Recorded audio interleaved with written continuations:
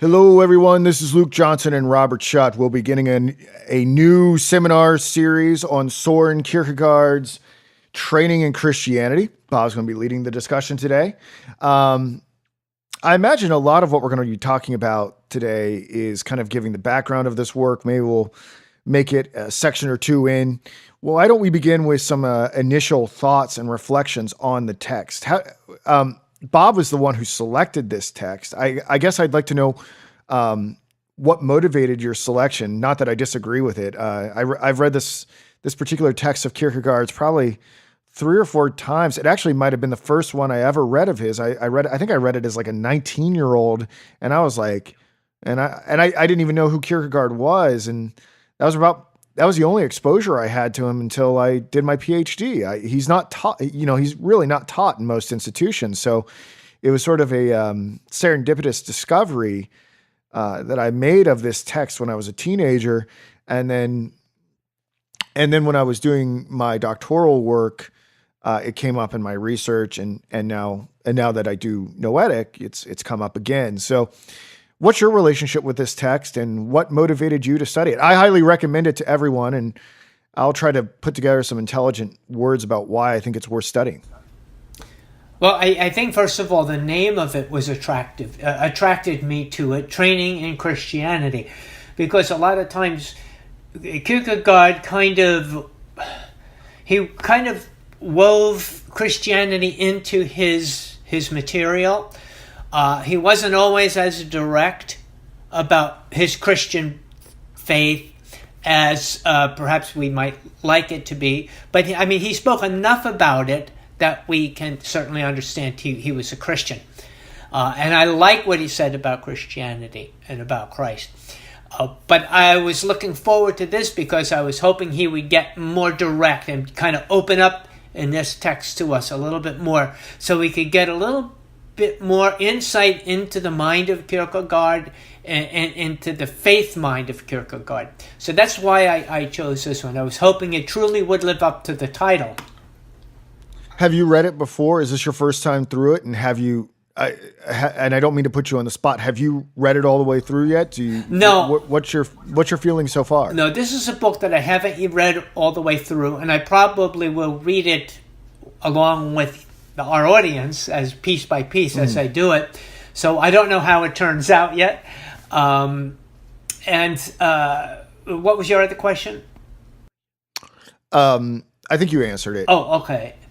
No, Yeah. No. The one thing that stood out to me is that after doing some of the other works that we did, I think this is one of his more difficult to understand works. I'm getting that feeling that this is going to be difficult to understand. Okay, I'm not quite sure why, but I had to read things over a few times again in order to grasp what he was getting at. Or I'd read something over, and then at the end, I'd go, "Huh? What?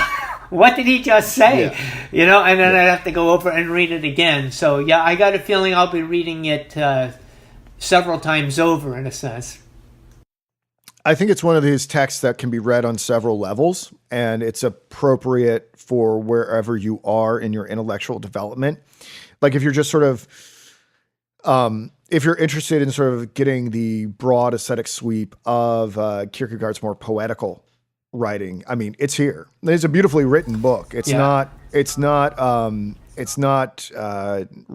clunky and analytical like some people may find, I don't know, the philosophical fragments or concluding on scientific postscript.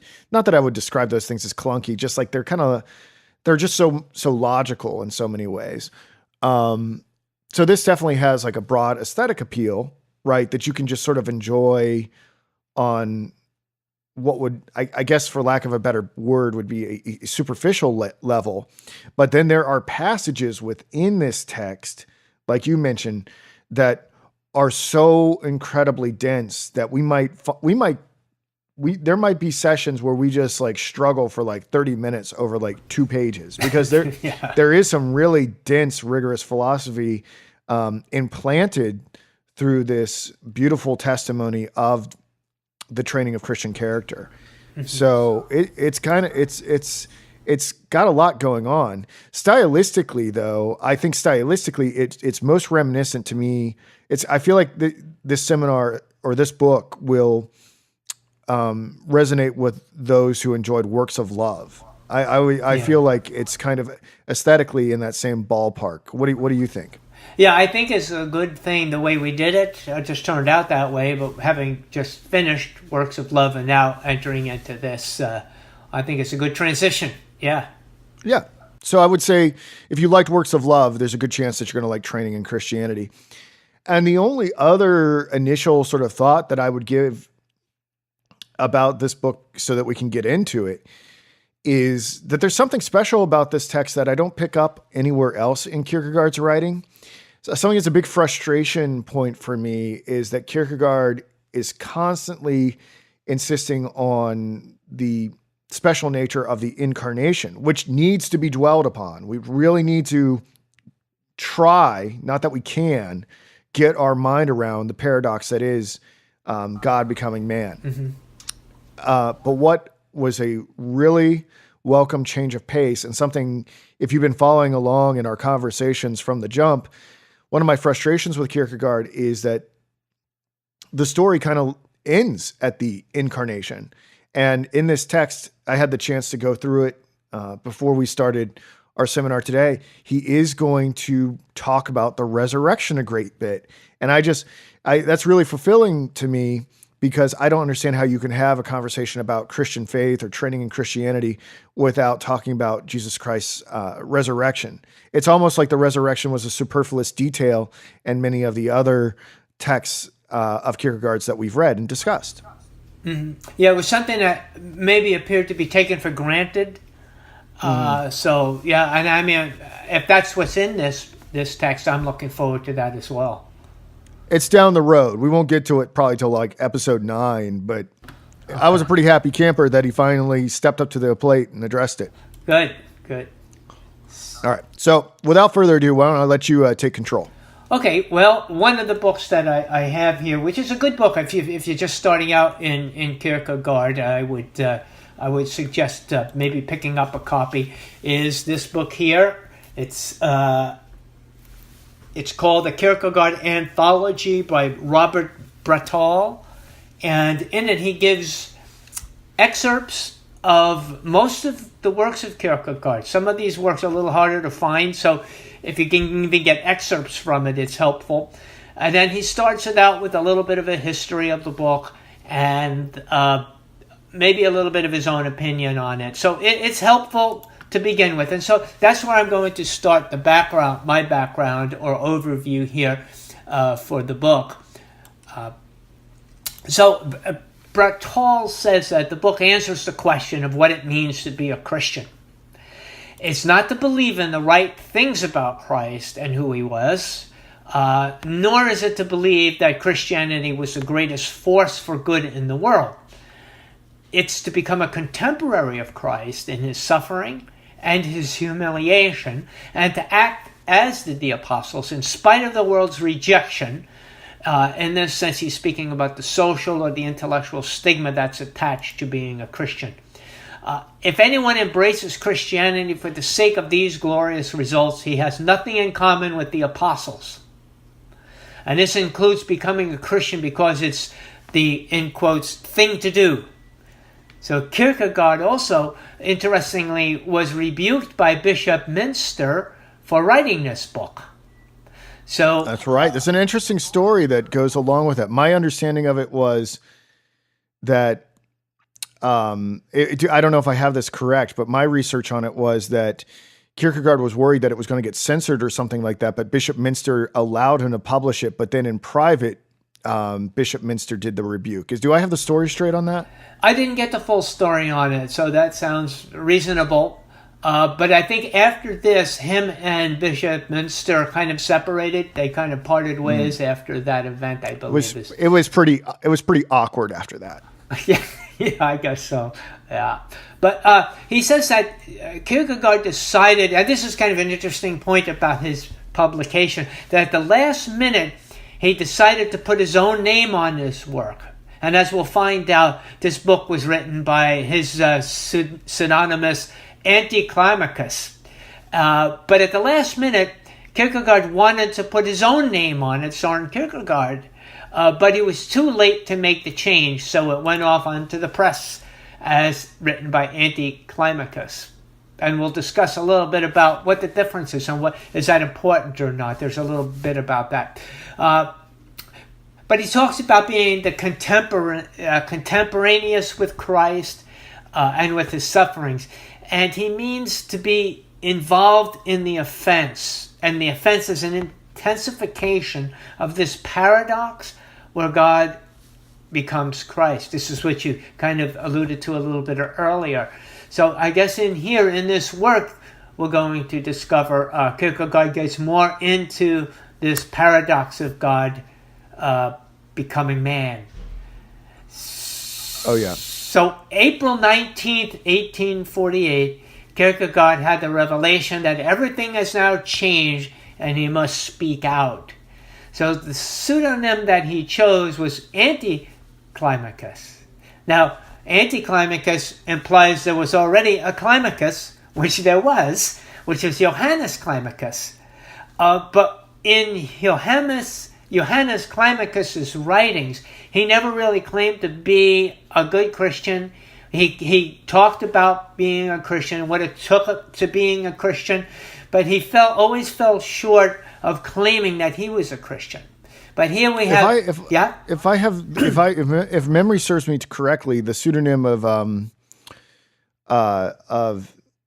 Johann Climacus is one that intellectually understood the doctrine of Christianity, but had not made the existential commitment to it. Is my memory serving me correctly on that? Yes, it is. And it appears that he used this pseudonymous name in order to indirectly give the message to the readers of it without cramming it down their throat. He was able to write it through a synonymous author who might be somewhat like the reader. So he was able to relate to the reader through this particular authorship. And the book was written, this particular book, was written mostly in 1848, and it was published in 1850.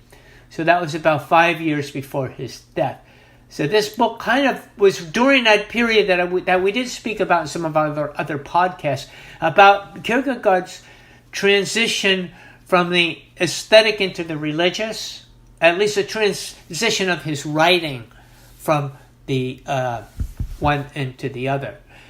It was written about him that he did not regard himself as truly a Christian, but only in the process of becoming one.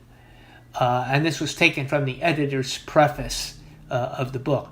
So it appears that it's now that Kierkegaard kind of opens up to the public and tells the public, yes, I am really a Christian. This is what it takes to be a Christian.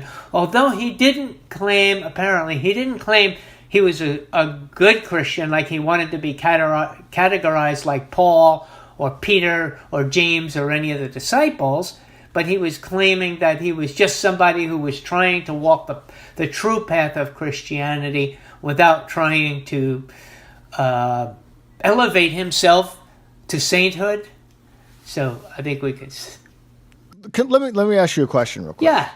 And I just want to see if you and me and Kierkegaard are all on the same page.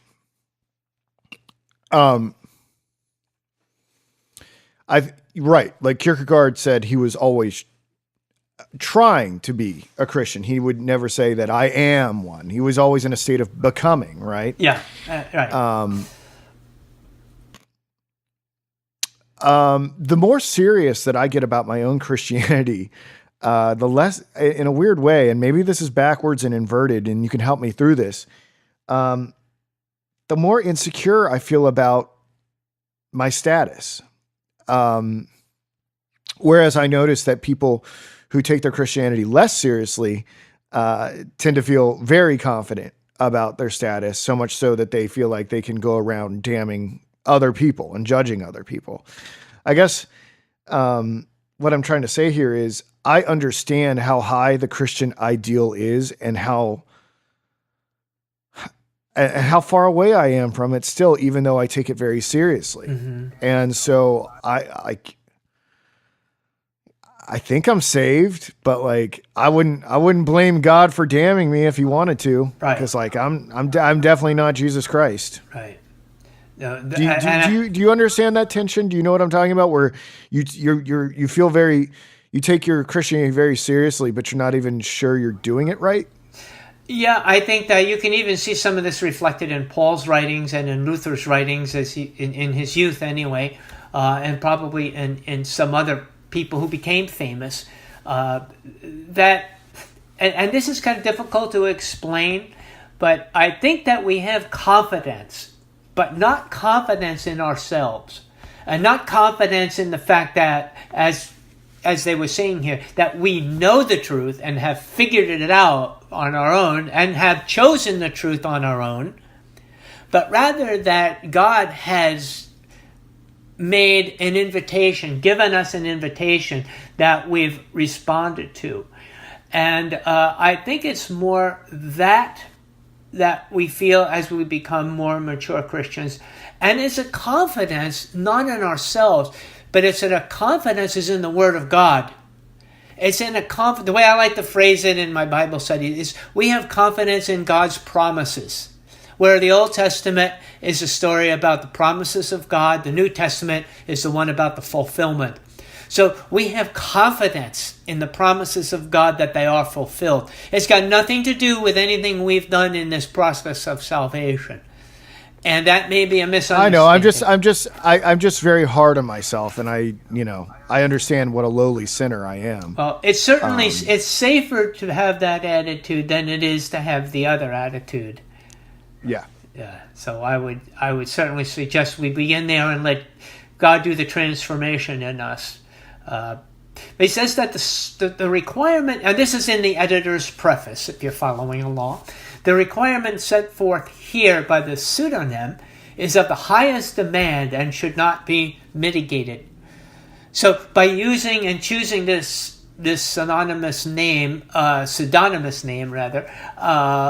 Anticlimacus, what he's seeing here is that the message is going to be more direct, and it's going to be of a very high caliber, and it's going to demand a lot from the reader. And we should not try to lessen it, which is good advice, which is what some people do to the New Testament. And this is kind of an interesting little thing he says here. He says, even Kierkegaard himself said that this book was addressed solely to him, and that he needed to learn to take refuge in God's grace by making use of it. And so sometimes, if we're a good author, we learn from what we write. We listen to what we're writing. It's not like we're just completely separate. It's we against them. Sometimes we write things that we need to listen to and learn. And I think Kierkegaard did that through his life. I think Kierkegaard was probably one of his, not only his best critics, but his best, I don't want to say fan, but can't think of another word, followers or something. He listened to what he wrote. And in this work it becomes evident that he knew grace was important. And he was writing about grace, not only for the sake of the reader, but for his sake as well. By his exercising of this talent and his exercising of writing about grace, he was learning about grace too. This kind of happened to me when I write as well. I listen to what I write, and sometimes the message is for me just as much as it is for anybody else. So I don't know if you've ever experienced that. Yeah, I definitely, because when I write, people don't listen to it, so I guess it has to be for me. There's no one. I have no other audience but myself. Yeah. I guess this message. I guess God wanted me to articulate this message to myself, because I'm not getting traction anywhere else. Well, it's still, at least somebody's reading it. So now he goes into the invocation. And he says it's been 1,800 years since Christ, so in our case, 2,000 somewhat years since Christ existed, since he lived. And his life was not something that was forgotten, but one who believes in him continues with him in a contemporary manner. And this is a condition of faith. Or rather, it is faith. And this is an important introduction here that he talks about, because he's going to make a distinction between the historical Christ and between the spiritual Christ, the purposeful Christ, what Christ actually did, not simply as a historical character. And I know he was way ahead of his time in doing this, because this didn't happen until much more recent, that this whole idea of the historical Christ came about, where Christ is only a historical character and nothing more. So Kierkegaard kind of made a distinction a lot earlier. And this is so interesting to me, because you have these two movements when trying to address Christ. Something I've been doing is I've been delving into these JSTOR articles that I'm making for you guys, these audiobooks that I'm making for you guys on the Noetic website. So I do a lot of Christology stuff, and you have this fissuring of views on Christ that seems to have been happening around the end of the 19th century, the beginning of the 20th century, where you have one camp who completely wants to like affirm the historical reality of Jesus, but he was nothing but like an ascended master or something like that, right? That he wasn't infused with the Trinitarian fire, or however we want to talk about his interconnection with the other aspects of the Trinity. And then there's this other movement that tries to deny the historical reality of Christ altogether. It's like it seems like over the past 150 years, the attack on Christ is either to fully reduce him to a historical figure or to explain his historicity away altogether. Have you seen this as well? Oh, do you know what I'm talking about? I've done a lot of reading on the subject, yes, and it's very frustrating when even the church is caught up in it as well. It gets even more frustrating and difficult. But yes, absolutely saw that. So he says this is Kierkegaard's prayer, that he be with him as a contemporary, not in the manner in which he, meaning Christ, has become deformed or distorted. So I think what he's telling us here is that history tends to distort the character of Christ somewhat. So we have to be careful that we don't get some distorted version, no matter who's telling it to us. We have to always be on guard, not only in our reading, not only hearing it from the world, but sometimes the message we're hearing, even on Sunday mornings, may be a distorted message. So I was showing Bob before we went on earlier today about how they discovered a Leonardo da Vinci painting of Christ, and it's this image of Christ is very feminine, and it's holding a crystal ball. and this image of Christ sold for like $144 million or something like that. It was, I don't know the exact figure, but it was an astronomical figure. There are all sorts of bastardizations of the historical Jesus, and it happens in the pulpit. It happens on the movie screen. I mean, I don't know. I don't know how far you want to even go into it. I even wonder the images that we have of Jesus today, of like the long hair, blue-eyed Jesus, I don't know. That's a rabbit hole that we probably shouldn't go down, but I don't know. I don't know if we can trust those images. I'm not sure it really even matters, but yeah. No, I think those those images, Luke, sometimes make us feel comfortable in our faith, because if Jesus was dark-skinned, there's a lot of people who might not believe in him. Would it be? It wouldn't be an issue for me. No, it would it be an issue for you? Not at all. Matter of fact, I think he probably was at least more dark-skinned than he is portrayed with blonde hair and blue eyes. I really don't. Do you think he had long hair? Because there's like passages in the Bible that explicitly like prohibit long hair. Do you even think he had that long hair? Well, long hair was only worn by the Jews if they were Nazarenes, or if they were in making an oath to God. They wouldn't cut their hair, and then they'd shave their hair completely off. So there were like certain oaths and certain situations where they would be shaven or they'd have longer hair. Did Christ have long hair? He may have at one time had long hair. However, we have to remember that it's very possible that the reason that Judas had to kiss Jesus to betray him was because he was really not recognizable, that different from his disciples. So that's a question I was going to ask you too. Is if I really like the 1977 movie, I believe, about Jesus. I think it's Jesus of Nazareth or whatever, and it has sort of the archetypal Jesus in it. That's like a long hair, blue eyes, long face, kind of a good-looking man. Yeah. But I do you think that Jesus was phenotypically beautiful in any sense, or handsome, or was he just kind of like a? You don't think so? No. Well, the Old Testament in Isaiah says that he was comely in appearance, meaning homely. That he wasn't attractive according to the prophecies about him.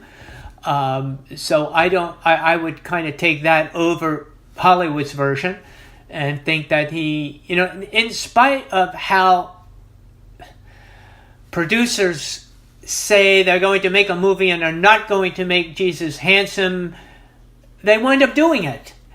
In the latest versions, he always is a handsome actor that portrays Jesus. And what's the one with the Passion of the Christ? The guy Jim whatever. That guy's a dreamboat. Yeah, and he always winds up being that, And I would just like to see one movie where Jesus just looks like a regular guy, But it's probably not going to happen. So anyway, we go back to Kierkegaard. He quotes a scripture where it says, "Blessed is he whosoever is not offended in me." Now, I think we need to talk about this, Luke, because here the scripture says, "Whosoever is not offended in me is blessed." But yet Kierkegaard says this is a big thing for Kierkegaard, to be offended at Christ, right? This is his stumbling block. The whole idea of being offended at Christ is everything he talks about. Yet the scripture says, "Blessed is he whosoever is not offended in me." So, well, you know what? The way that I interpret that, Bob, is that we have to overcome the offense of Jesus, and there is a certain sort of blessedness in working out your salvation with fear and trembling, and working past the offense and getting out to the other side where you no longer find the idea of a God-man offensive. So I feel blessed that I no longer find Jesus Christ to be offensive, but it did offend my reason for a long time. Now that I figured it out, now it's like the most obvious thing in the world. And I'm like, oh yeah, 100%. Jesus, can you get here already? Like, I'm ready. But it wasn't always like that. Yeah, well, here's where a case of both are true. He is an offense to the unbeliever, but when you become a believer, it's a blessing. So this is a case where it's both black and white, but there are some cases of that. His opening statement he makes is, "Come hither." And let me read the whole thing here before I go down. Let me just kind of skip down where he talks about it.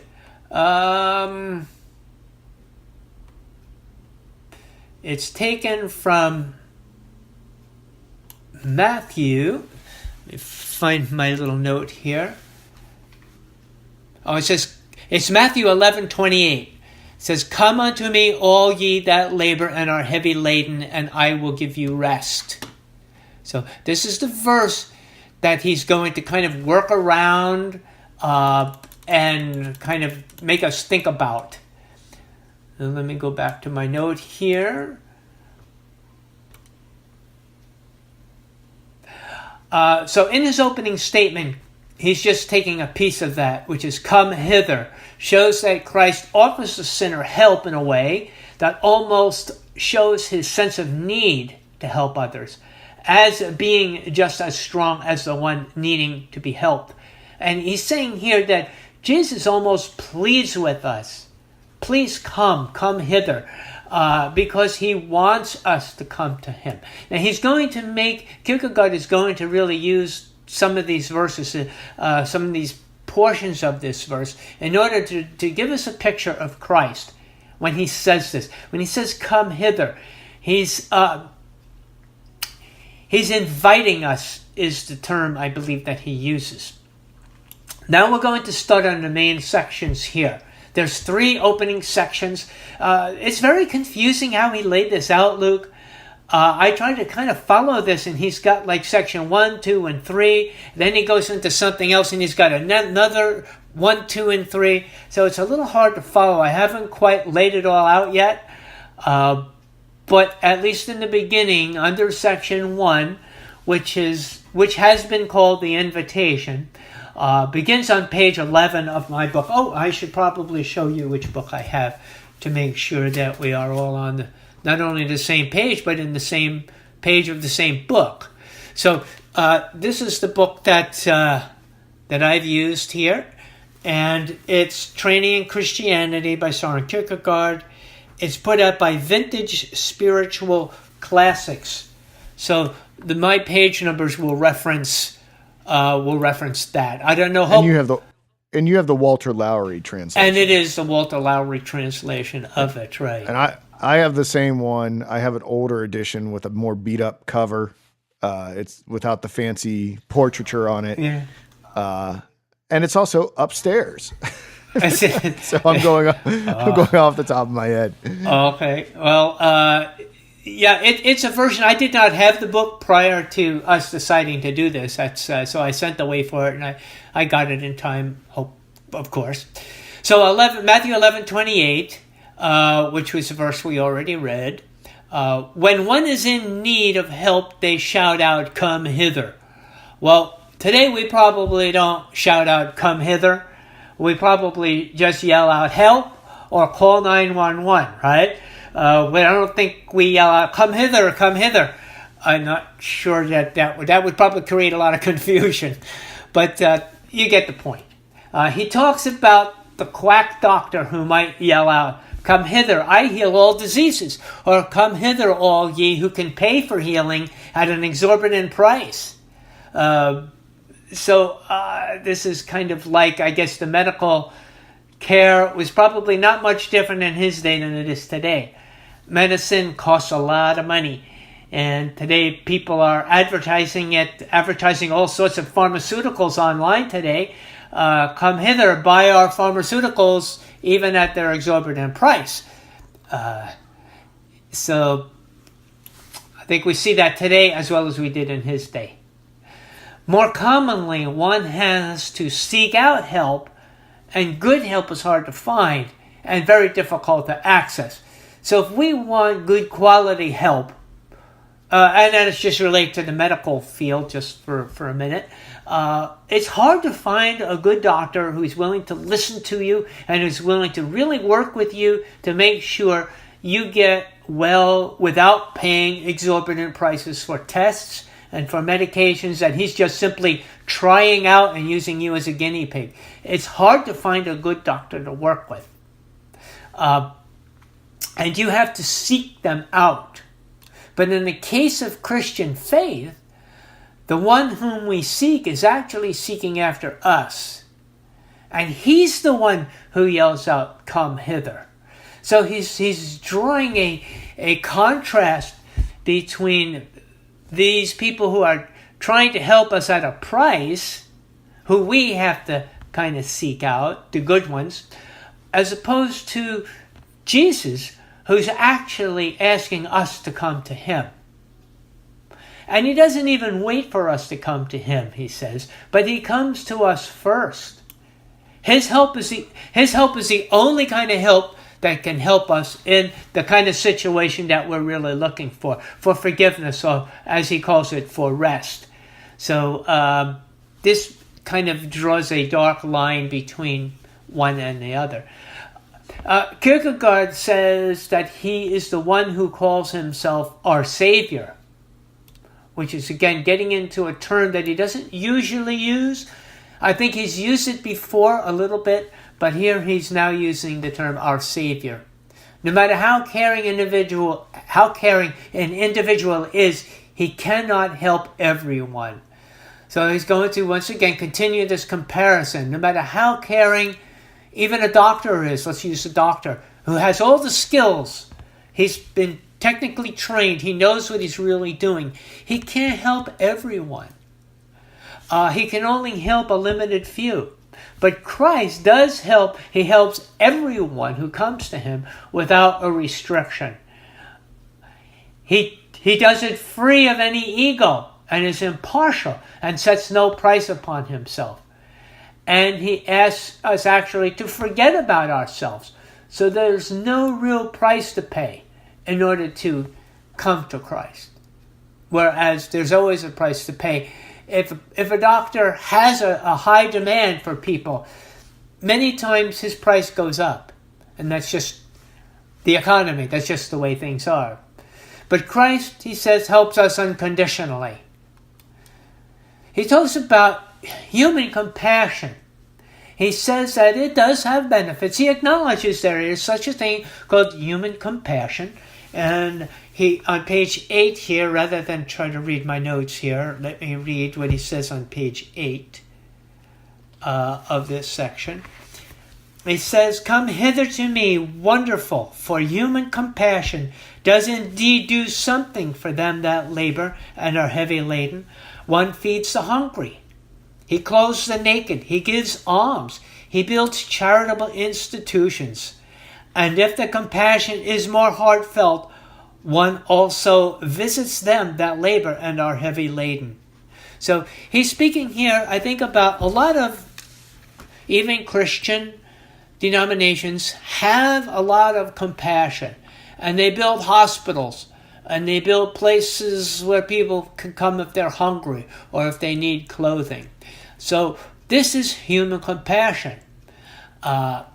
However, even with human compassion, we don't invite all these people to come to our homes. It's not like we go out in a van and pick up all the homeless people we can fit, or a bus, and pick up, 30, 40 some odd homeless people and bring them to our home with our kids and our family, our wives and so forth. It's not the way we handle homeless people. And he says that this cannot be done in this way. It would involve a whole change in our manner of living. We would quickly run out of resources if we did everything for free, not to mention the risk we would place upon our family and ourselves. So in order to properly understand the poor, he says, and the wretched, that we have to live that way. Then we can become familiar with the sorrow and the anguish. So, what do you think it means to live wretchedly or to live in a poor manner? I think the best that we can do is to live vicariously. In other words, to try as hard as we can to imagine what it would be like to be poor. I mean, I've never been poor. I've been on the brink of not homelessness so much as without anything to eat. There's been situations in the job market and so forth that you kind of live day to day, but I wouldn't say that it's like the homeless have to go through. I mean, we weren't eating out of trash cans. So I can relate to it only to a point. I can live it vicariously, and I don't try to to try to make it sound like I understand what it's like to be homeless. That would be to kind of cheapen the experience. But I can only do the best that I can to do it vicariously. And I don't think Kierkegaard actually sold everything he owned and went out into the streets as a homeless person and lived like that. No, I mean he lived off an inheritance. Right. So obviously he didn't, and as he died shortly after that inheritance was used up, he wouldn't have been able. So yeah, that's an interesting question, right? Like I live very modestly, but I have possessions that I could sell, right? Yeah. And give away. Yeah. I am no rich man by any means, but obviously, like I have a computer that we're doing this discussion on right now, and I have other possessions. I guess that's a question. I mean, have you ever asked yourself, like, what sorts of vows of poverty, if any, we need to take as Christians? Because, Well, I do ask myself if I would be able to do that. And I like to think that I would be able to do it. But even if I did, in the sense of a vow, unless the vow was for the rest of my life, I would always kind of know, well, I only have to make it for another couple of months or a couple of weeks, and then my vow is over, and then I can go back to, eating 3 meals a day and living in a comfortable house with heat and air conditioning. So there's a different mindset when you're out on the street and you don't have a job, and you don't know if you're ever going to have a job, and you don't know if there's ever going to be another meal or ever a place to live. And that's a whole mentality that I just cannot and will not claim to understand. Okay? So that's just something I just don't know what it would be like. And the best. I mean, what do you think the lifestyle of Christians ought to be? I mean, I'm sure you've meditated on this more than I have, and I think the idea of just sitting on tons and tons of resources and not helping people is something that we ought not to do. I think you and I are very generous people, especially we're very generous of our time and giving people an education that's valuable, but are we doing enough? Well, I wish I could jump into the scripture. My brain doesn't always have the scriptures on where they are and so forth, but I do remember Paul saying of himself that I know what it was like to be homeless, so to speak. I know what it was like to have nothing. And I know what it was like to have everything.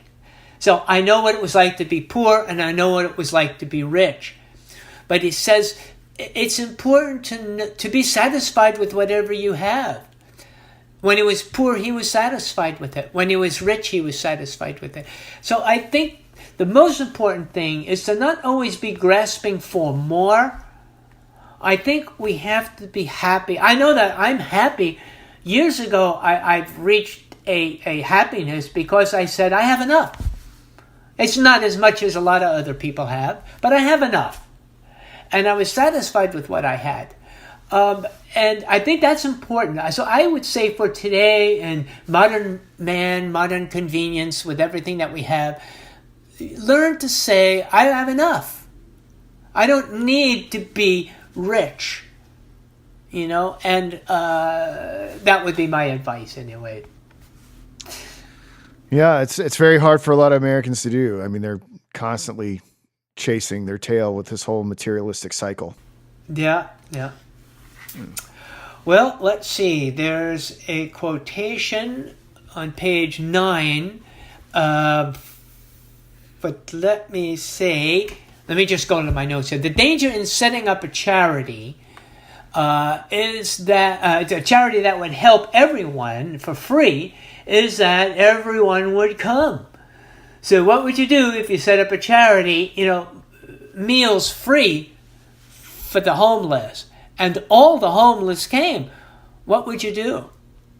The charity wouldn't last very long. It wouldn't last very long, right? They literally you out of house and home, and then you wouldn't have any resources left for anybody else.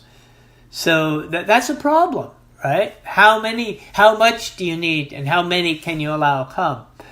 But you see, Jesus has no fear of running out of resources. He leaves it for the individual to understand the invitation that he's receiving. So in other words, there should be no question to doubt the invitation that we receive. And we shouldn't say, well, maybe there's not going to be anything left for me. There's always something left for everybody in Jesus' call for salvation. He says, I will give you rest. And he is the rest. So what on earth does that mean, Luke? He says, I will give you rest, and yet he is the rest. We could talk about that a little bit. What does that mean to you, if you've even thought about it? Well, I mean, what makes us restless, right? What made me restless, right? Was not being in possession of the truth. Right. And for me, I have to look at the context of this particular passage, but just out of context, I can rest now because it's quite obvious to me that Jesus is the truth. I remember when I first started this project, and maybe you'll recall me even saying this, like, "Oh, Bob, I need to live for 5,000 years so I can learn everything in every book and teach it to everyone." Yeah. My mentality, as you know, in the duration of our friendship has changed pretty dramatically. Right. Like, I don't need to live 5,000 years to learn what's in all these books that man has written. Like, I no longer feel that restlessness. I feel like anything beyond this point that I come to know is just the cherry on top. Like, figured out the Jesus thing and I'm good. I'm set. So like, if he wants to call me home tonight or at age 96, whatever he decides, I'm fine. So I don't need to live for 5,000 years now. So you're no longer seeking to read everything on the internet? I'm guilty. I mean, I still have an insatiable curiosity. I always want to know. I mean, and in fact, not only do I devour everything I can find on the internet, I put new materials on the internet. As we both but do. I expect my situation will be, will forecast my death. I expect that I will be found hunched over at my computer reading an obscure text into the internet. That's how I'll be found. Yeah, like with cobwebs all over your body, right, sitting there. Yeah. like a decomposing maestro. Yeah. Well, it says that. I think that for me, this rest, it's an intimate relationship that I have with Jesus, because it's a relationship of submission, and it's a personal submission. It's not a theological or ideological submission, like I say, "Okay, God, you know everything, and I know nothing, and so that gives me rest." That's a piece of it, perhaps. But I think that our submission to Christ is a personal submission, an intimate submission, which changes the whole texture of that relationship and certainly sheds a different light on it, at least with me. So I think you are definitely saying the same thing in a little different way, that my rest is knowing he is the truth and he is the rest, and everything is in him. So he's everything that I seek after. He makes each of us feel that we're the only one he's dealing with. When you go to a doctor, I don't know when the last time you went to a doctor, though, you go to a general practitioner, and he's got about 15 minutes that he's got to diagnose you. Get a history and diagnose your problem. He's got about 15 minutes to do it because there's another patient waiting out there to come in with the same needs and the same desire to be healed. He can't just sit with one patient all day long and say, "Well, nurse, I can't take another patient until I figure out what's wrong with Bob here. So stop, just tell everybody they have to wait until I completely diagnose this guy." It doesn't work that way. You got your 15 minutes of fame with the doctor. And that's why you have to keep coming out, trying new prescriptions. He sends you out to try a new test. Then you got to keep coming back to him all over again. So, but when the helper is the help, then he remains with us all day long. So with Christ, we don't have that 15 minutes and then Jesus says, "Okay, I've given you 15 minutes of the salvation message. Now I have to move on to the next person." So we get him as a complete audience because he's infinite and he's omnipotent and omniscient. We've got him always and always, which is a wonderful rest. It's funny to think about Jesus being on the clock. Yeah. And he's like, Yeah, all right, bub, I got 15 minutes. Tell me your problems. What's going on here? There's a line a mile long. TikTok. That's right. Can you imagine a prayer line? You know, he can't listen to your prayer right now because I'm listening to Luke's. Luke's got me right now. So I can't listen to you, Bob. And I think I'm going to be a while with Luke before I get to you. And Jesus just rolls his eyes. He's like, Luke's praying for wisdom again. Yeah. True. Yeah. But doesn't he understand I have more pressing matters to attend to than giving him wisdom? Yeah, and I know we're kind of making light of it in a little while, but I think it's good because I think that is how sometimes we have to think about it is how serious is our prayer? You know, is it really worth Jesus' time that we bring this prayer to him? I caution that thinking because I think for a long time, and you can rebuke me if I'm wrong about this.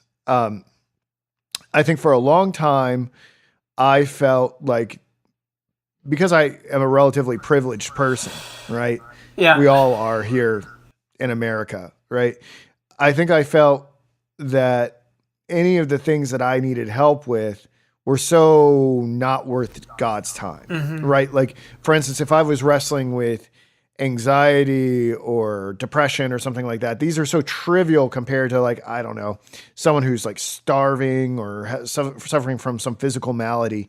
But then interestingly enough, I was reading a book of Kierkegaard's, Sickness Unto Death. And I thought to myself, why am I reading about this cure for despair and this sickness unto death that Kierkegaard calls it?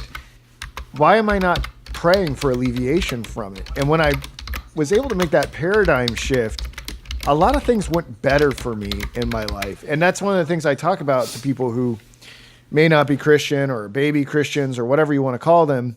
I tell them that it's okay to pray for relief from depression and anxiety. And because no one else is going to tell them to do that. Like, I don't think I've ever heard a preacher say that, or maybe not in such a direct way. And no secular psychiatrist is ever going to tell them to do that. They're going to be like, take these pills. We'll see what happens. Like, I don't think no one ever told me, I wish they did, that if I was like beset with depression, that I should just ask God to take it away, or if he would. Do you think that's bad advice? Am I doing something theologically erroneous by telling people that it's okay to pray for that? No, not at all. And I think I have to be careful because maybe I was misunderstood here.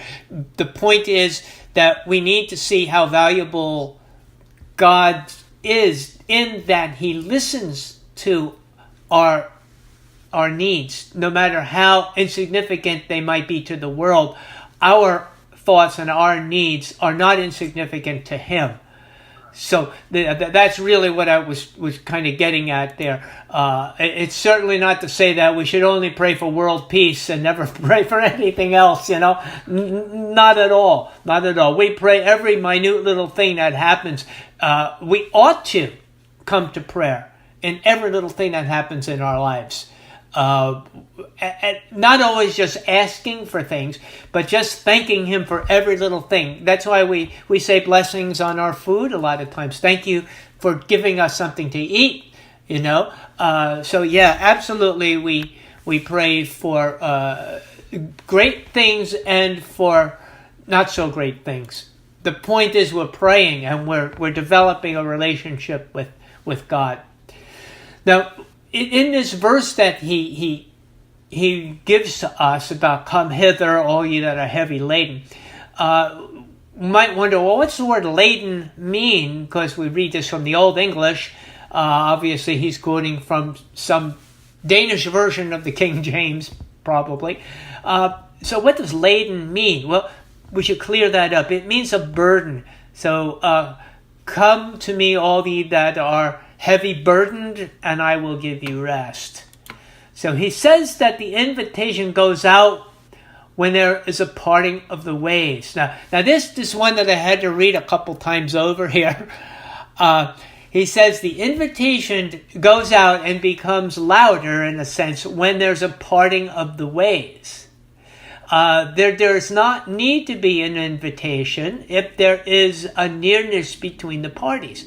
So I think what he's getting at here is that the invitation doesn't come out to those who are not sick, but it goes out to those who are sick. You know what Jesus said? He said, I didn't come to heal those who are well, I came to heal those who are sick. And that's, I think, the idea that he's getting at here, is that there's a separation between us and God, and that's why there's an invitation to us. If we were already in union with God, there'd be no need for an invitation. We'd be already there. So he says that, who does he call? Well, let's see, page 11. I have a quotation here. Okay, he says, ye sick, lame, deaf, blind, crippled, come hither. You bedridden, yea, come ye also hither. For the invitation makes bold to bid the bedridden, come, ye lepers. For the invitation abolishes every barrier of difference in order to bring all together. So this is the idea of the invitation. It goes out to everyone, no matter what the problem is that you're having, in order to bring us together. And there's no barrier. Nobody is restricted. So he now compares human compassion, which we spoke about a little earlier. He says human compassion is paltry, or it's insignificant when compared with God's. It's insufficient because it cannot provide for everyone. Our human compassion is not even truly compassion, especially when we compare it to God's compassion. And I think he means here that when we compare it to Christ's compassion that he has for us, our compassion for others is not something that we can brag about. Because when we measure how we feel for other people, it's extremely insignificant when we compare it to how God feels for other people. Remember that God became man in order to die for the greatest sinner. And I don't think that we'd be willing to do that. As I think the scriptures say, we might consider dying for a great man, but would we really consider dying for somebody who's insignificant in the world? So our compassion has its limits, but his does not. Now he makes a statement. He says that we have a heart different from that of animals. Now he's saying that maybe man is more compassionate than the animals. But I don't know about you, Luke, but I've seen some pretty compassionate things in the animal world. And I've seen some pretty uncompassionate things in the human world that I'm not so sure I would make that statement. Some animals seem to have more of a heart than human beings. What do you think about that? Am I going off track here? That's a very interesting question, right? This is, I should be able to give you a very simple answer on this, like a very sarcastic quip or something like that. Yeah. Like, what did Groucho Marx say? Outside of a dog, a book is a man's best friend. Inside of a dog, a book, it's too dark to read, or something like that. This is interesting. Yeah, you're right. We do see within group dynamics of wild nature, right? We see both things that seem to be approximating compassion and virtue in animals, especially with those of higher consciousness, but even ones that don't have higher consciousness. Yeah. But then we also see great mendacity and viciousness too. I mean, if you just watch those specials with Jane Goodall and the Great Apes and stuff like that, they seem to have some sort of rudimentary culture. But look, I'm pretty familiar with the animal world. I've grown up around animals my entire life, and yeah. Oh, right. Right. And so I've seen them bring a great deal of comfort to people. But also nature is totally savage, right? It's like Tennyson said, right? Tennyson said nature is red in tooth and claw. Yeah. It seems like man has the capacity to amplify these innate instincts greatly. That as a result of his reason, he can greatly multiply that compassion instinct and do things that are really, really wonderful, such as building hospitals and an educational system and things of that nature for the elevation of mankind, or as Trudeau would say, people kind. But then at the same time, man can turn himself into an automaton, into a machine, a killing machine, right? With that reason. So that those evil instincts, or whatever we would call evil, those destructive instincts, those devouring instincts can be multiplied in such a way that it can create Auschwitz and machine guns and, all sorts of instruments of death. So long story short, man's reason allows him to magnify this latent capacity within the entire animal kingdom to great degrees. The only thing that I would say, the only other further thing that would offer clarification on this is that there seems to be conscious choice in whether or not man displays the magnified virtue or the magnified vice, therefore making it virtue and vice. The animal, when that cat comes up to us and like slinks around our legs, does figure eights in between our legs and stuff like that, I'm not sure how much forethought is put into that. Whereas there's a great deal more forethought in building a hospital. Similarly, when a dog goes into the chicken coop, I'm not really sure there's a lot of design and plan that goes into that. Whereas obviously there's a lot of design and plan that goes into a Holocaust. Yeah.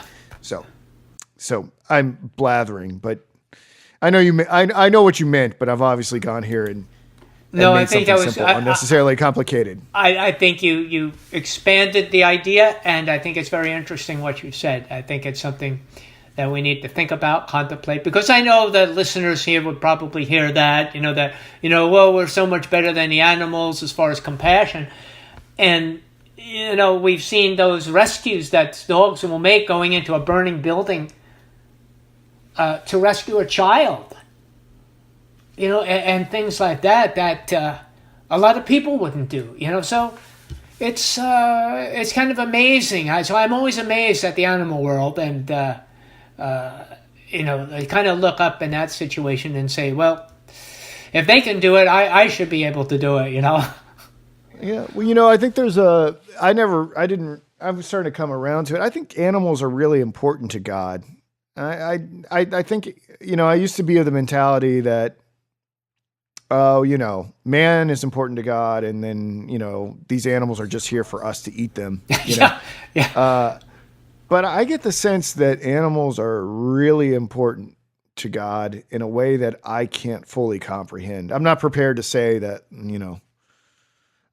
presumably, there were animals in the Garden of Eden. Presumably, there'll be animals in the millennial kingdom as well, right? And who did he save? Who did he save on the ark? Right. Exactly. They were innocent, right? They weren't corrupted. Right. So there's a lot to be said for animals. So now, Kierkegaard speaks about those who have been discriminated against and have been offended, as well as used as those who are noble. This was confusing for me. This was on page 12, I think. And he then asks, why would a person try to act or become noble? And I have to admit, I went over this page a few times, and I'm thinking, is he saying, why would people think that they were compassionate? Why would a person think that he was compassionate, in other words? This is a deception because no one is really interested in your suffering. And is that what he's after here? To think that somebody is really interested in my suffering, that he was so interested that he would be a noble person? Is that what he's getting at? That we shouldn't even think that people are interested in our suffering? Why are they doing? In other words, why are they doing this? Are they doing this to get a better place in heaven? why are they coming to my rescue? It sounds like that's what he was doing, challenging human compassion as though it really didn't exist at all, is that it was kind of a facade for something else. Maybe I'll be famous, maybe I'll be heroic. I want to be like a hero complex. I want to do this so I can be considered a hero rather than true compassion. Is that what he's trying to say to us here or not? I don't know.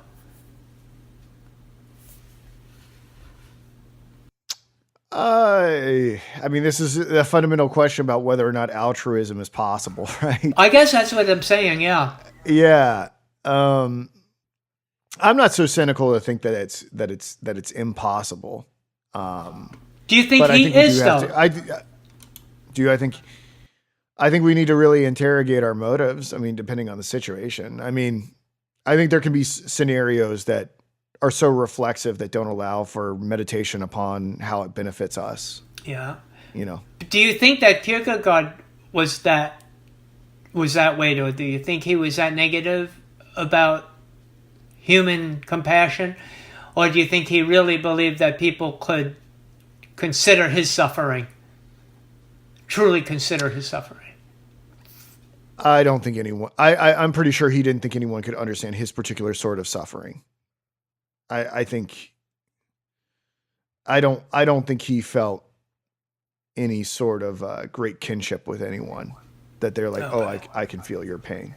Okay. Yeah, and that's what I'm trying to get at. I'm trying to get into his mind right now to see if that's what he was reflecting, his opinion. Well, I mean, he was in such a unique position, right? I mean, he was taken care of and had unbridled genius and was delivering obvious things that were obviously true that were rejected and doing nothing. But, he thought he thought he was doing some good for mankind. And what did he get in return? Oftentimes he found himself at odds with the established church and with the media. And I mean, he was probably a pretty lonely, bitter person at times. Yeah, I'll bet. Okay, now he shifts his image, and he gives us the image of the graveside. I know he's written about this before, but this probably isn't in the same detail that he's written. But he's picturing somebody in the grave, and he's saying this person has already found their rest.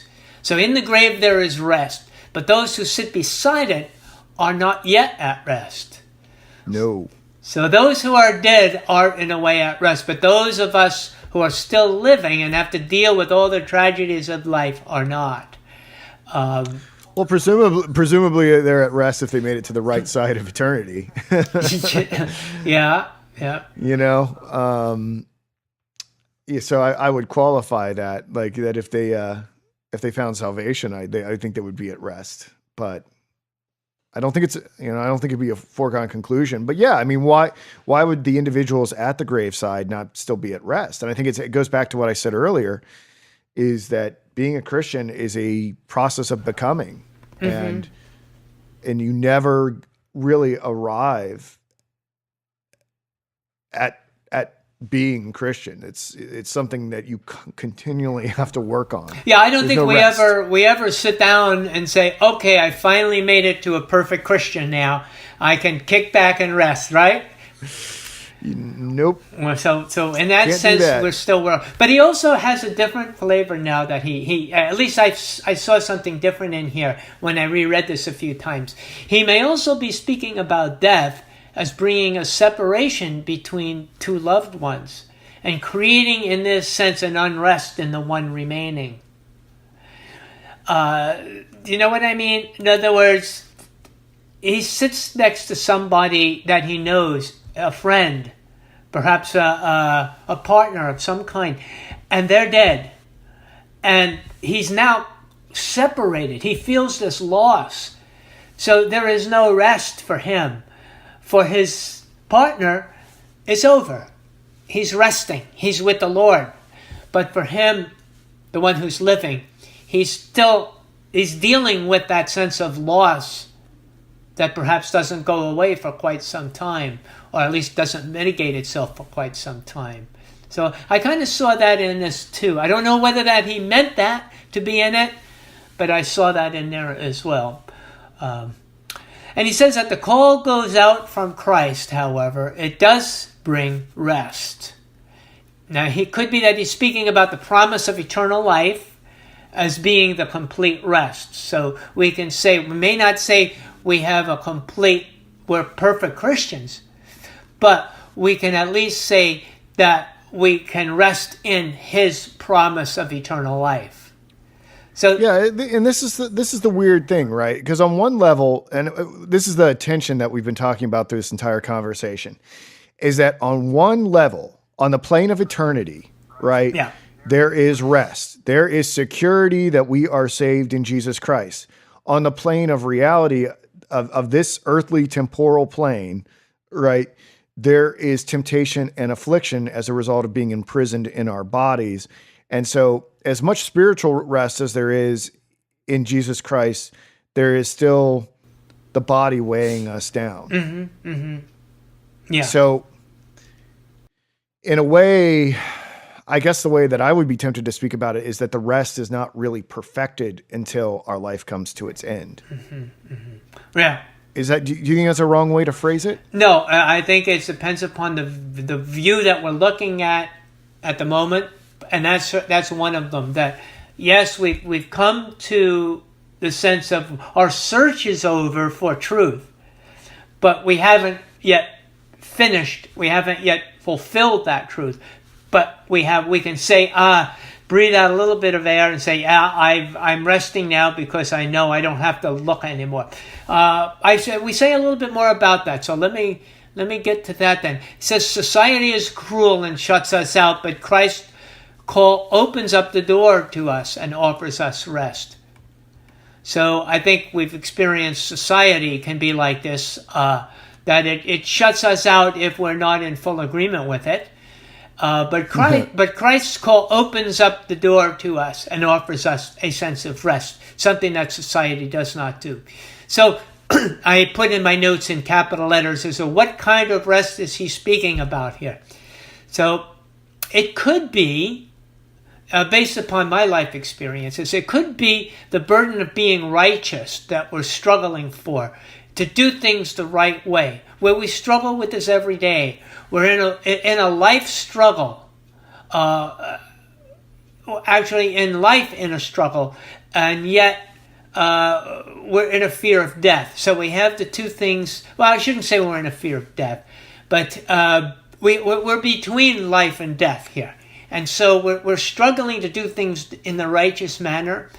And God is teaching us, and those lessons always aren't very easy for us to take. So we can never just sit back and not worry about it. Life is going to be a struggle. So in that sense, it's not rest. So we're dealing with that dynamic. And knowing Kierkegaard, I think he loves those yin and yang moments, those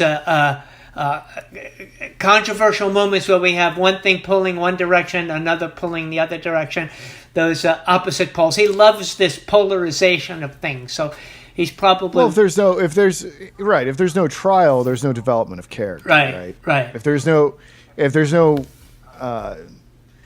no tension, there's no real evolution of the spirit. Right. Then he goes on, he says, when we take the path of sin, we fall more deeply into it. Whatever and wherever it is, we still have the opportunity to hear that call and respond to it. So no matter how deep we are into sin, the call still can be heard. I think we need to remember that. And he talks about this a little later, so I think we can kind of just defer a little while on that issue. It talks about something on page 13 here. Didn't we find forgiveness on earth here? Let's see where we have. Okay. Did you find forgiveness here on earth, and yet no rest in your inward mind? Or find ye no forgiveness because ye sought it not, or sought it in vain? O turn about and come hither. Here is rest. Okay, this brought something to my mind. You may not have the same experience that I did because I was I was kind of heavily involved in Eastern religions for a period of time. Where we have, I feel bad that I never got to see this trippy Beatles phase of you. my long hair and and sandals and bell bottom pants. Did you play a sitar? I did. Did you? I played. Oh no, not the sitar. I thought you said guitar. No, I didn't play the sitar. Were you doing yoga? No. I'm not that flexible. I would be horrible in yoga. Oh my! I want to see pictures of you playing a sitar and doing yoga. I know they're out there. Get your do-it-yourself hippie kit. Yeah. Okay. But in Eastern religions, we have the idea that forgiveness and rest is something that lies within us, which is what I was looking for. That rest that was laid within me. But I realized after years that was a form of my vanity. And he now tells us that we should not fear the path of conversion. And this kind of all comes into play is that in my days of the Eastern philosophy and religion, I was afraid of the path of conversion, Christian conversion, what I knew about it. So I was seeking something less difficult, difficult in a certain way, less demanding in a certain way. It didn't demand me. It fed off me. It's who I was rather than who I needed to become. So can I share an observation and have you potentially tie this in with your story? I will try. Okay. So I have many friends who were born into this Western culture and have adopted Eastern mysticism in some form. Yeah. Okay. Yeah. And it doesn't seem to have brought them the rest that they claim it does. No. Right. So like they'll create an image that it brings a certain sort of tranquility or peacefulness or something like that. But then behind the scenes, from what I know personally, it doesn't look like that. Now, at the same time, I have friends from India and from that, and who are deeply steeped in these traditions, and they do seem to have something, at least from my judgment, something that approximates something like peacefulness.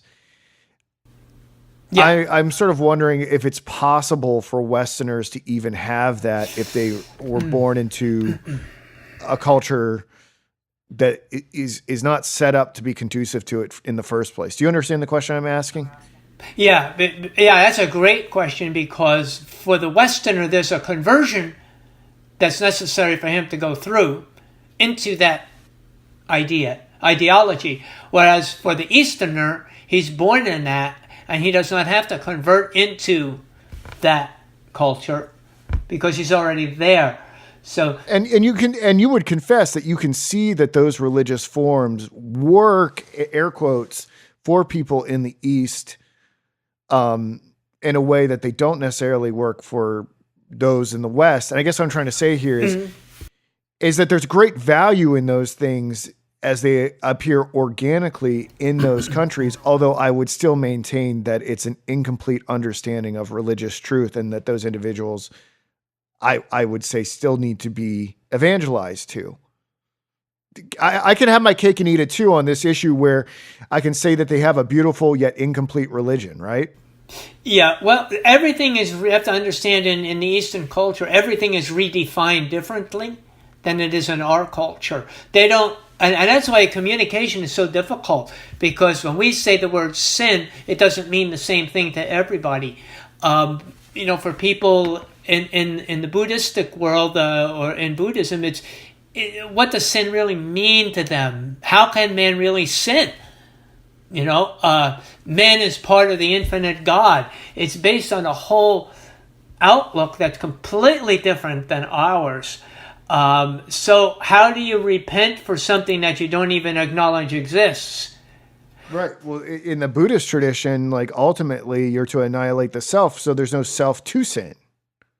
That's correct. But the question... that's an oversimplification. Yeah, but that's right. That's why the sin category doesn't make any sense on an Eastern perspective. And we have to ask, have you really accomplished that? Have you really abolished the self?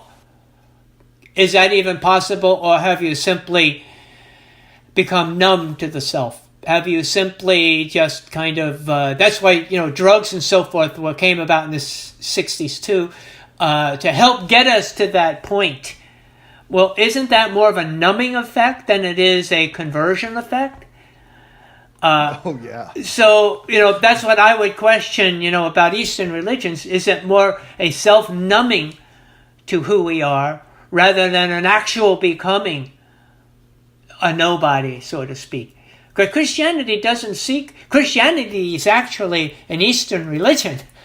It's born out of Judaism, which is actually in the Mideastern area. So it's not far Eastern, but it's closer to the East. So there's a lot of even though people might not be looking for it, there is some Eastern ideas in Christianity that are worth pursuing.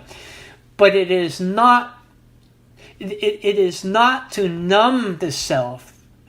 It's not so much what it does to the self negatively as it is what it does positively in seeking Christ. See, Christ is a filling of the self, whereas Buddhism is an emptying of the self.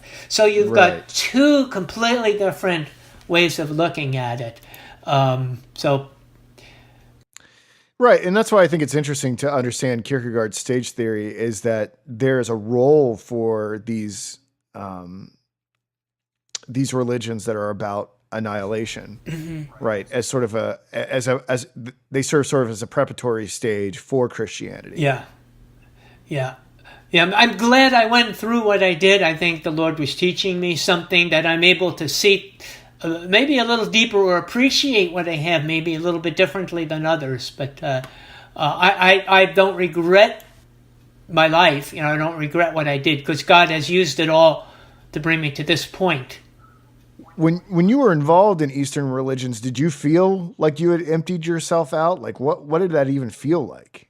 See, I've never dabbled, so I don't know. No, I've never really felt like I got there. I think that I have a video, one of these days I have to send it to you. It's about an Eastern religion where they believe that their master could actually levitate. And he would tell them they have to do this and that, and that they could levitate. He convinced them that they could levitate.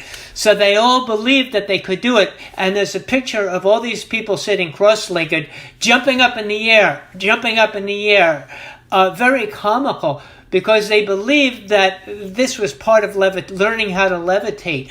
And they never saw their master levitate. Only the higher people could actually see him levitate in a room in the back. But they never got to see him levitate. So you can see how naive and how believing they were that something could take place such as this. And they were that close to getting there. So it's that kind of same thing. No, do you ever approach levitation? No, you really don't. Unless you think jumping up in the air is a quick moment of levitation, you never really get there. The same thing is this total elimination of self. It's only you experience it, but it's not really selflessness any more than jumping is levitation. It's not sustainable any more than jumping up in the air is levitation, right? That would be how I would compare the two. Okay. Interesting. I think I've never had it so clearly explained to me. Oh, that's good. Well, thank you. So when it comes, he opens his arms and he won't say that we're the ones to be blamed for our situation. This is how humans give out blame. So when we come to Christ opens up his arms, and when we come, he doesn't say, you see, it was your fault, and this is what I've got against you all the time. It's not a judgment. When we come to Christ, we enter into this love, this forgiveness, not a judgment. So this is what people are afraid to do, is come through conversion because they're afraid there's a judgment involved. But it's not a conversion of judgment. It's a conversion of love that may feel like judgment, in that we find out and discover what we've been missing, and what we discover that God was love all along. And why were we afraid of him? So this was one of the things that I discovered. So I have to agree with him about this. He says when someone is disfigured or suffering, we tend to think that they've done something wrong to deserve it. This is actually my explanation when he talks about being blamed for a situation. I think that what we see sometimes in our culture, and even in our church, as we'll see, is that when somebody's disfigured or they're going through suffering, we tend to think that they've done something wrong to deserve this. And sometimes this doesn't always come out directly, but I think that we do it through thinking that God rewards. We have this concept that God rewards us when we do the right thing, and he shows us his love for us in the form of prosperity. And therefore the inverse must be true, that it's those people who are not being rewarded with prosperity that are not truly being loved by God. So hence we seek that sign of prosperity to show and demonstrate to the world that God loves us.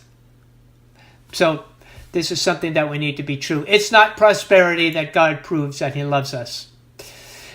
Christ gives us a hiding place within himself, Kierkegaard tells us. Here we can hide our sins in him, which is what we do. The reason that God became man was in fact to search for sinners. That's an important point. I guess I should dwell on that for a moment. That the reason that God became man was in fact to search for sinners.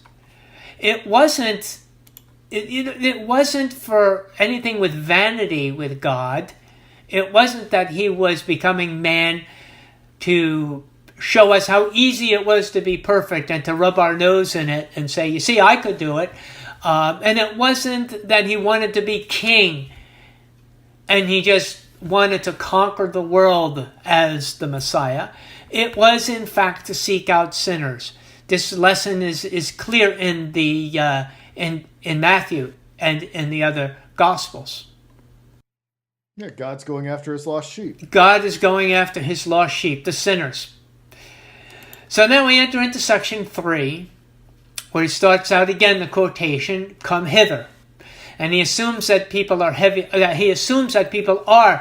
laden and burdened, and they do feel that burden. And the idea of "come hither" implies that we must continue to seek in order to listen. So it's not a "come hither" as though we hear the call one time and then we go, but rather the "come hither" is a constant message that we have to constantly be listening to. It's a seeking and a listening that are very much interrelated. So I think you mentioned before that it was a becoming.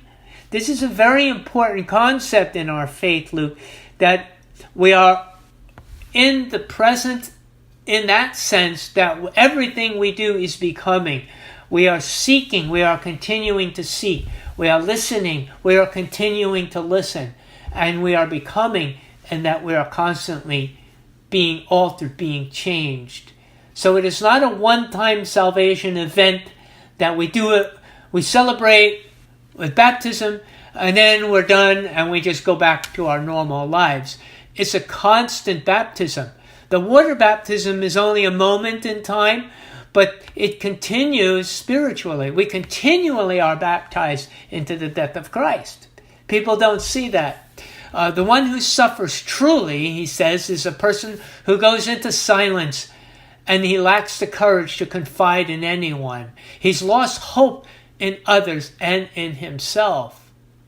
I don't know if you've ever been in that dark of a place, Luke, where you believe that there's no one out there who can possibly help you. And it is an extremely dark place to be in life when there's no one, there's no religion, there's no individual, there's no ideology, there's no theology, there's nothing that can help you out of this situation. And where do you go when you're there? You stop communicating is what happens. Where this is what Kierkegaard is kind of preparing us for. He's lost all hope in others and in himself, and pretty much in everything else external to him. This is what we call a true suicidal person. Yeah. Where I would say that I've been lucky enough that even in my lowest moments, there was still an actual person there. So, but I've been to the edge. Yeah. So you see, you've been in the shadows, so that's close enough. Yeah. That's close enough. I'm no stranger to depression and emotional pain. I mean, you know how hard 2017 was for me. I do. In our many private correspondences. Yeah. I do. So he says this is why Christ does not wait for people to come to him. He says they must be summoned. So he's making a connection here that maybe people don't get. When you've lost all hope, you're not looking for somebody. You're not looking for hope anymore. You've stopped looking for hope. And so he says the only way to save such a person is for Christ to reach out to them. They must be summoned. He can't sit around and wait for them to call him. But he actually summons them. Their call to him is only a response to his call to them, really. He assumes that they're tired and exhausted and forgot what comfort's even like. He knows that there is no true comfort except for him. Such a one has no energy left, and they've lost all hope. Yet, there is only one more step to take in order to find hope in Christ. And that step must be taken. So when a person is at that point where everything is lost and there doesn't seem to be a reason to continue to take any more steps, Christ asks for one more step. And that's to respond to his calling. And so that's where Kierkegaard leaves us for today. Well, thank you, Bob, for leading our conversation. We covered a lot of ground there, and I hope everyone enjoyed listening to Bob's lesson. And hopefully my interruptions weren't too aggravating. They weren't interruptions at all. Not at all. And so, all right. Well, thank you, Bob. We'll be back next week with another installment, and I will have this edited and up on the first version of the Noetic app. And if you guys are curious, you can go over and beta test noetic.online. A lot of things are happening very quickly there. I think you'll be very happy with what is around the bend. Been saying that for a while, but it's becoming very real now. So anyhow, all right, Bob, thank you so much. I'll talk to you soon, buddy. Okay, take care. Bye-bye.